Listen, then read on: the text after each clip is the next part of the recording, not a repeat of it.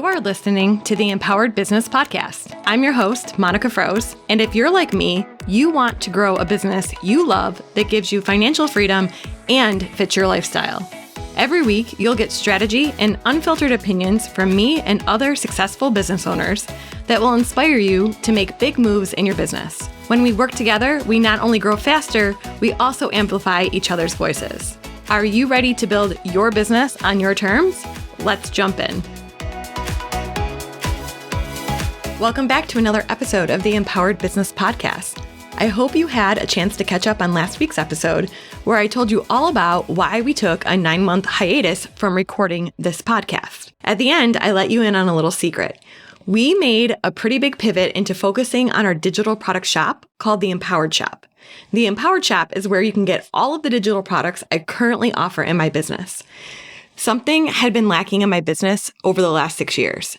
As I mentioned in last week's episode, for years, we were operating on a live launch model. This essentially meant that we launched 4 times a year and had 4 big cash injections during those months. While all of our focus and resources went into executing these large events, we found ourselves working harder and not smarter. Over the last 6 years that I've been doing this full time, I've created and launched well over 100 digital products. Things like spreadsheets, website templates, printables, courses, memberships, group coaching, etc. You name it, and we've pretty much done it. But there was one major issue. Everything we have ever launched resided in a sales funnel or on a sales page. So as people got to know me and wanted to buy more from me, literally the only option to do so was to check out 45 different times. I would have to send them to individual sales pages with their own checkout carts. How ridiculous and unrealistic is that? Essentially, what would end up happening is we would launch something new, whether that be a big program during those live launch months or smaller products like spreadsheets on the off months. And we tell our audience about it once, and then that was pretty much it, because our email bandwidth was always being taken up by the next thing we were going to be doing to get the next cash injection. What were we missing? Well, a single call to action where we could send our customers, our audience, where they could see everything we had to offer for sale and add things to their shopping cart and buy whatever it is they needed from us. Honestly, mind blown. This seems so obvious, doesn't it? So the number one thing that hit me over the head this year was, duh, Monica, you make it hard for people to spend money with you. People who have come into your world and already decided to hand over their money, you made it extremely difficult for them to do that. That was the number one problem I really had to solve for. Secondary to that, not only did I have an enormous catalog of products I had launched over the years that never saw the light of day again, I also had been producing a large amount of content behind our paid programs. Now, I want you to tune in right now and hear me on this, because if this is you, you are missing out on a huge potential opportunity, just like I was. All of the templates, workshops, videos, audio recordings, all the things that we produce for higher price programs, how much of that could stand on its own? How many things have you created that only the people who paid to be in that specific program will ever see? But those resources could be really awesome as standalone products. So here's an example. In our membership, the Empowered Business Society, we have a monthly theme, and every month we do a training called the Digital Debrief. Only members of the society can ever see these trainings, but they are so good and they can be standalone trainings. How would we ever get these in front of our wider audience without a shop? Remember, there are only so many calls to action that you can put in a single email. So it's like, oh, hey, Cindy, I have a lot of new things I did this month that I want to tell you about. Here are 5 different links going to 5 different products with separate checkouts. I hope you buy them all. Peace. That doesn't even make sense.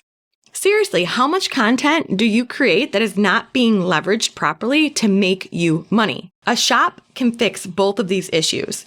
It can allow you to cohesively get all of your products in front of your best customers while also letting you repurpose a lot of the content you've already created into smaller products for your wider audience, all in one place with one checkout cart with one call to action.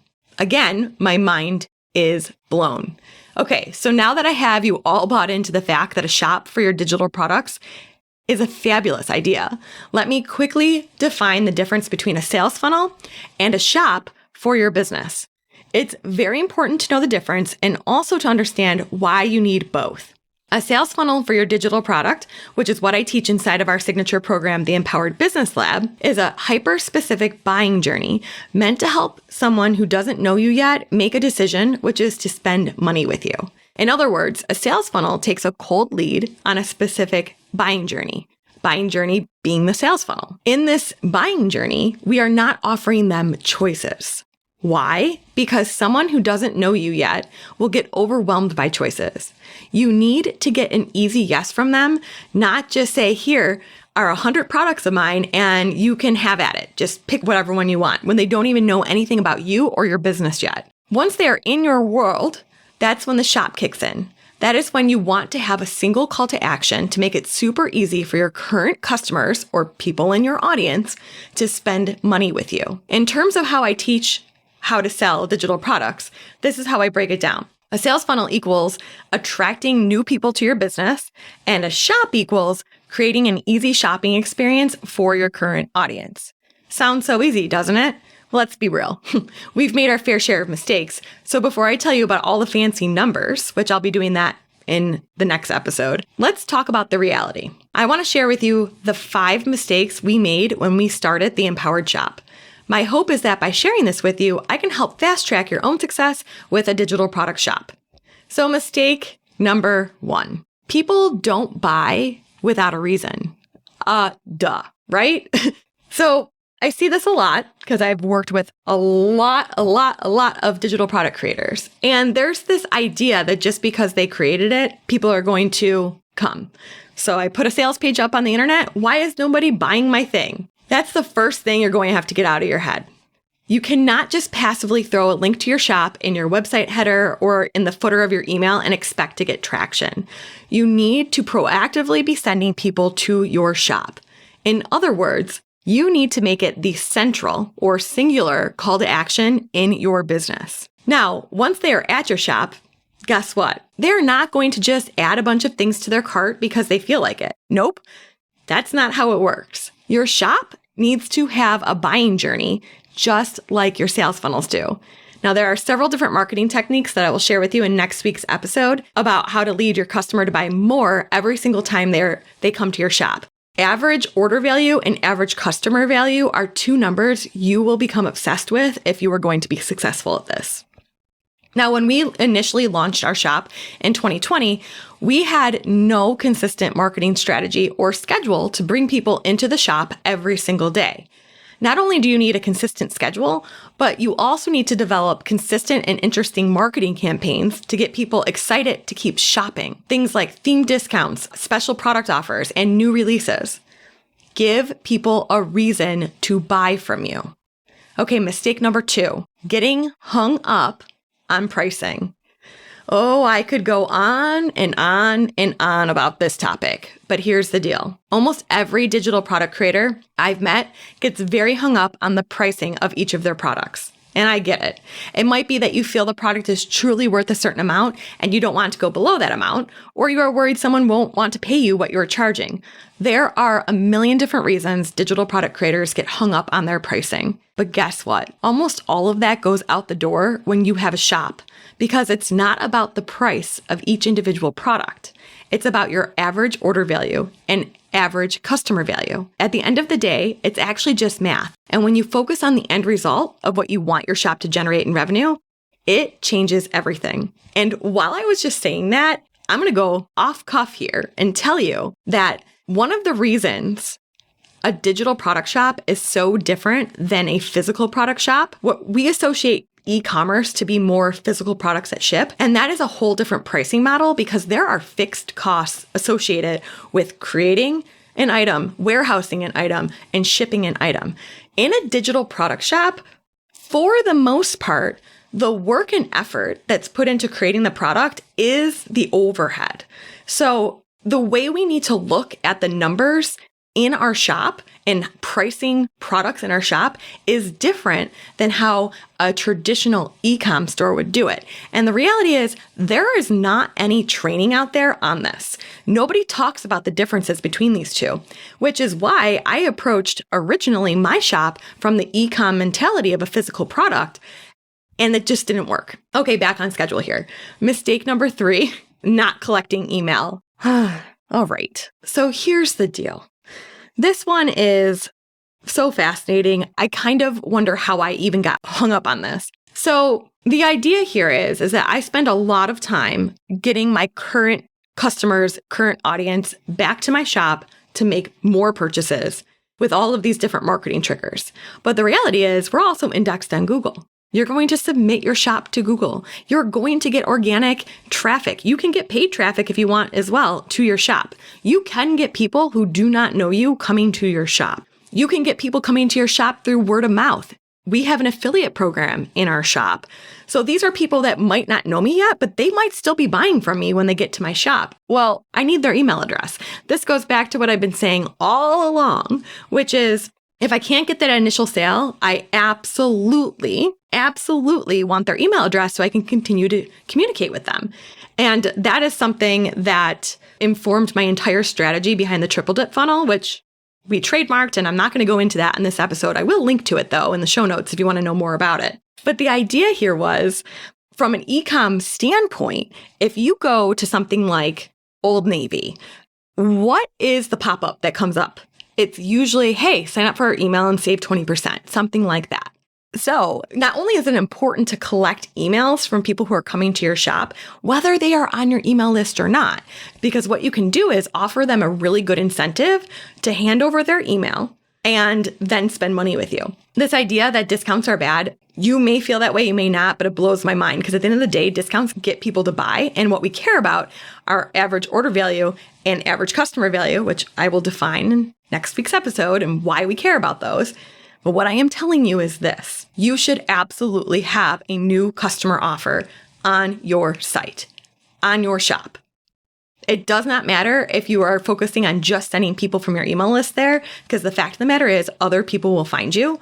And if you can offer even people who exist on your email list a special offer the first time they're in your shop, you get the order. So not collecting email, we didn't do that for a while. That was a huge miss. Now we do. And I will talk about the stats behind how many people we've converted from our welcome offers, collecting that initial email in the next episode. All right, mistake number 4, consistency with product listings. You want your buyers to have a consistent experience with each of your products. The same flow to the description, the same sections in the description, the same graphic type layout. We recently just upgraded our theme and we are working on making our listings even better. But the one thing I do know for sure, if you want to up-level and be professional, you have to be consistent with your appearance. This makes it even easier for people to add more to their cart. If you make them think too hard, you're going to lose them. Do not make it hard for people to understand what you are selling and why it benefits them. All right, mistake number 5. Not offering order bumps, upgrades, and upsells. You'd think I would know this since that's a core part of the sales funnel experience, but for months, we did not do this, and we left thousands and thousands of dollars on the table. So just to define what I'm talking about here, and I will go into more of the marketing methodology of this in the next episode. However, order bumps in the way I teach are enhancements to the current product that they're buying. And we use an app in the Shopify App Store called Honeycomb. So what will happen is when you have something in your shopping cart and you go to the checkout page, it's going to pop up a box and it's going to say, hey, here's this great offer on basically like an adjacent product that goes really nice with what you have in your cart. Upgrades are when, let's say I have digital products at scale. That's our course on how to create digital products. Well, that course happens to also reside inside of our bigger program, the Empowered Business Lab. So if someone's buying digital products at scale, why not offer them to upgrade into the Empowered Business Lab? And then the third thing I mentioned here were upsells. Upsells, because of how there's a lot of reasons why we do it this way, but just know this is the best way for our business for this to work at this point. Upsell happens after the checkout. An upsell is the logical next step that they would want to take with your products. And we give them a super sweet offer. I think it's like a 5-minute countdown. And if they add that offer to their cart, it actually starts a new order and actually presents yet another order bump. This has been phenomenal at increasing our average order value and average customer value. And we'll go into more of that, like I said, in next week's episode. However, the fact that I did not do this for months and months left thousands of dollars on the table. So I don't want you to make that same mistake. Before we wrap, let me recap the mistakes. Mistake number 1, people don't buy without a reason. You have to give them a reason to buy. You can't just say, here's the link to my shop, have fun. Mistake number 2, do not get hung up on pricing of individual products. Mistake number 3, please collect their email addresses. Please give them a welcome offer when they get to your shop. Don't make that mistake. Mistake number 4, you have to be consistent with your product listings. Give them a cohesive feel. Give them the same information in each listing that they need to make an informed and easy decision. And mistake number 5, you need to offer order bumps, upgrades, and upsells. You are leaving money on the table if you don't. Okay? This is what I want to leave you with. Opening a shop for your digital product business gives you credibility. It provides a single place for your new and potential customers to see everything your business offers for purchase. Imagine Old Navy not having a centralized place for you to shop. What if you had to load different sales pages for t-shirts and yoga pants, and they didn't even connect together in an easy-to-use shopping cart? It would be hard to find them credible, wouldn't it? Storefronts or shops up-level your professional appearance to customers, and it provides a cohesive shopping experience. You are the real deal, and your brand should, or I would say must, reflect that. A digital product shop also lets you showcase content and products that your customers miss if they're hidden in funnels, which I've already talked about in this episode. Think of all the content that you've created over the years that would be amazing to sell, but illogical to create dozens of different sales pages for. A shop allows you to have that centralized call to action for all of your digital products. This makes it easier to drive your customers to one place to see offers that might have otherwise been hidden. It also simplifies your marketing efforts and inevitably will lead to more profit in your business. So what does a digital shop do for you? 1, it gives you credibility with new and current customers and with people who find your shop through different avenues like affiliates or Google. 2, a professional appearance. It up-levels your brand. 3, it provides a cohesive shopping experience for your customers. And 4, it gives you a centralized call to action to send people to one place to buy things from you. Okay, so are you sold on creating a shop for your digital products yet? Because I hope so. I'm very passionate about this topic. And if you haven't guessed yet, we have something super special coming up for you. We will be taking next week off for US Thanksgiving, but on December 1st, I want you to tune in because I'll be sharing all the strategies that work right now with our shop, and I'll be telling you about a super awesome live event we will be hosting to help you create your own 6-figure digital product shop. In the meantime, I'd love to connect with you and hear your thoughts on today's episode. So come follow me on Instagram and send me a direct message. My handle is monica.froese, F-R-O-E-S-E. I absolutely love chatting about all things digital products and shops. If you've been on the fence about starting your own shop, I am pretty sure I can give you that push to make it happen. So send me a DM and let's chat about it. Until next week, well, I should say, until the week after Thanksgiving, I'll see you back on December 1st. Thanks for tuning in to another episode of the Empowered Business Podcast. I just launched a brand new subscribers-only podcast called Monica's Soapbox. It's a nice supplement to what I share with you each week here. Monica's Soapbox is more laid back, where you'll get unscripted, behind-the-scenes updates on my business and the industry. Head on over to empoweredbusiness.co/soapbox to sign up. See you here again next week.